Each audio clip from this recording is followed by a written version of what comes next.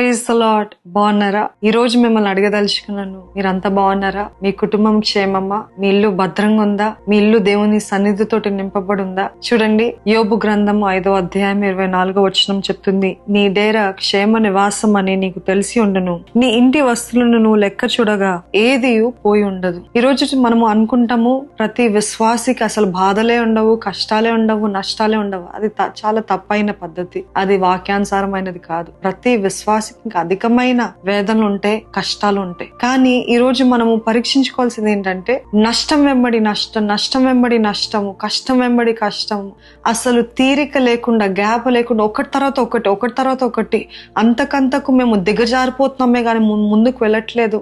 మేము అడగంటిపోతున్న పరిస్థితుల్లో ఉన్నాము అని అంటే అదేం మాత్రము దేవుని కార్యము కాదు. యోబు జీవితంలో కూడా దేవుడు అనుమతించాడు, కొద్ది కాలం వరకు అనుమతించాడు, అటు తర్వాత విశ్రాంతి ఇచ్చాడు, అటు తర్వాత తిరిగి ఆశీర్వదించాడు. కానీ మీరు అంతకంతకు దిగజారుతున్నారు.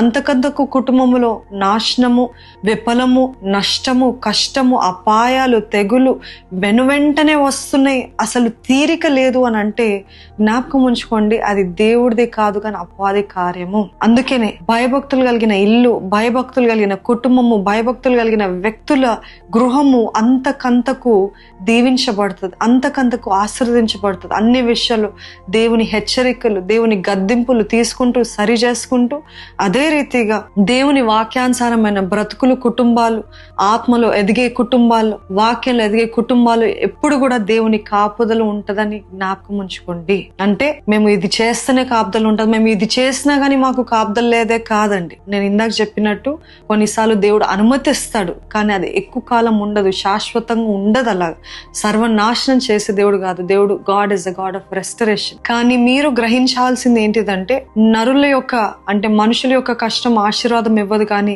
దేవుని ఆశీర్వాదమే ఒక వ్యక్తిని ఐశ్వర్యవంతునిగా చేస్తుందని జ్ఞాపకం ఉంచుకోండి. ఈ రోజు మీ కుటుంబాల్లో, మీ జీవితాల్లో, మీ ఇళ్లలో దేవుని సన్నిధి ఉందా అనేది పరీక్షించుకోండి.